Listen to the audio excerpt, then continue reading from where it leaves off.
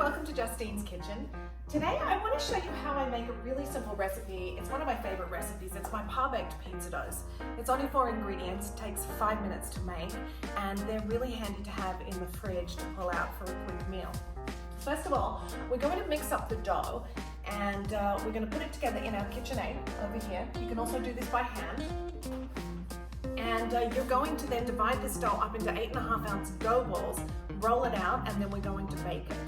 This has been on my counter for about 4 hours, but we're going to let it rest for about 24 hours. You can also put this in the fridge and let it ferment for about 48 hours. But if you do so, you need to pull it out about 3 hours before you're going to roll it out because it needs to come up to room temperature. Here's what you're going to need. Making this pizza dough is really very simple. You only need 4 ingredients: AP flour, salt, active dry yeast, and water. Then you put it together in your KitchenAid or your mixer with a dough hook, bring it together and let it rest for 24 hours at room temperature.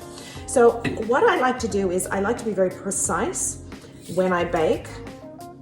So I like to use my scale and measure everything out.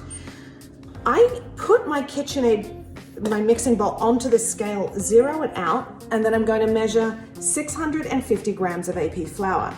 And measuring that out, if you don't have a scale, it comes to 4.5 cups of loose flour, give or take a little bit. If you're using a measuring cup, you probably will have to adjust the water slightly, but we're just coming up and I think I'm pretty right here. It should be, yeah, it's right at 4.5 cups for 650 grams. Then I like to use kosher salt. This is a really nice flaky salt, and I put that in. And the active dry yeast is Red Star yeast, 1 tablespoon again. It's pretty simple to remember this recipe. I use this brand, the active dry yeast. Don't use Rapid Rise because Rapid Rise, it just doesn't create the right flavors and you'll end up having your dough bubbling and doing really strange things. The active dry Red Star is really good, and once it's open, I just store it in an airtight jar in the pantry, and I'll go through that pretty quickly because I actually make a lot of pizza dough and a lot of focaccia and things with this recipe. So then I just give it a quick whisk together, make sure it's evenly incorporated. And the whisk also aerates the dough, which is really nice. So let's move over to the mixer and we'll add the water, and I'll show you how this dough comes together so quickly. Now that I have my dough hook attached, I'm actually going to just bring this up. I'm going to put it to number 2 on the mixing. You don't want it to go too fast. You can do 1 or 2, and then we're going to slowly add the water. We'll see how this goes.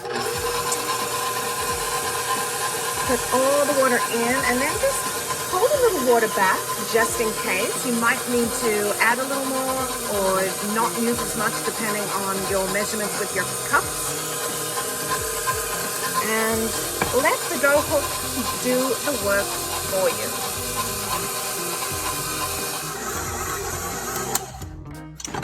So you can see this has come together in a nice sticky dough ball, and you can feel that it doesn't stick to your hand and it's ready to come off the dough hook easily. So now I'm going to transfer this into my container that I'm going to rest it in for the 24 hours. We're going to take this out and transfer it to this container, put a bit of olive oil in it, and then seal it, and we're going to let it sit for 24 hours at room temperature. If you don't have a large plastic container that you have a lid or can put it into, you can definitely use glass, plastic, or a ceramic bowl such as this. And just make sure you cover it with plastic wrap. So I just pop a bit of olive oil around the sides and on the bottom.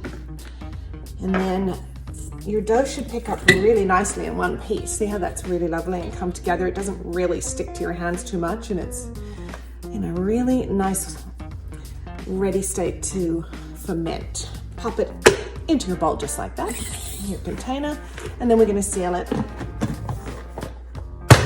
And that's going onto the counter for 24 hours. We have rested the dough for 24 hours or 48 hours, whatever you prefer. And as you can see, I've rolled these out into 8.5-ounce dough balls. First thing we're going to do is you dust your surface with flour for where you're going to roll. You're going to need a couple of tools. You're either going to need a docking tool, which is fantastic because it rolls over the top of the dough and removes the air bubbles and stops the dough from rising like a pita bread in the oven. And if you don't have one of these bad boys, You can use a good old-fashioned fork and just dock it that way. But I'll show that to you when we get to that stage. And then of course, a good rolling pin. So I like to remove these ones out of the way, and I'm going to show you how I like to roll these out. I just slightly press down, and then I begin to roll, making sure that you're not over flouring the dough, but enough so it doesn't stick to the surface. And then I turn it over and change direction, and you'll see it starts to roll out quite simply, and it rolls out into a really nice, I do them in an oval shape. The reason being it fits on a pan better, and it cuts into nice little squares for an appetizer or into bigger slices depending on if you're having it as a main or an appetizer. And you can see how easily that rolled out. And next job is, just do one more turn here. It really doesn't take that long at all. So we'll do one more roll, and then I'm going to dock it. Just like that. This thing's magic. Better than doing this. Then you just pull up your dough backwards and forwards so it doesn't stretch out too much. You can see it's pretty forgiving. Put that onto a baking tray, and then we're going to bake it like that at 500. Probably keep an eye on it for about 7 minutes. And you can see that's all it takes. It's really simple to do. All you have to do now is put your favorite pizza sauce, vegetables, meats and cheeses on top, and I recommend baking them for about 10 minutes in a 450-degree oven or until the cheese is nice and caramelized. They will last for 21 days in your fridge, wrapped airtight in plastic, and about 6 months in the freezer. So they're really handy. Another quick tip, if you want to double the recipe, you'll get about 8 to 9 dough balls. You can freeze the dough on its own and then bring it out, let it come up to room temperature and roll them out. Or you can just have a double batch of these ready to go for when you have your family over. Hope you've enjoyed this. Thank you so much for joining me at Justine's Kitchen. I hope to see you again soon.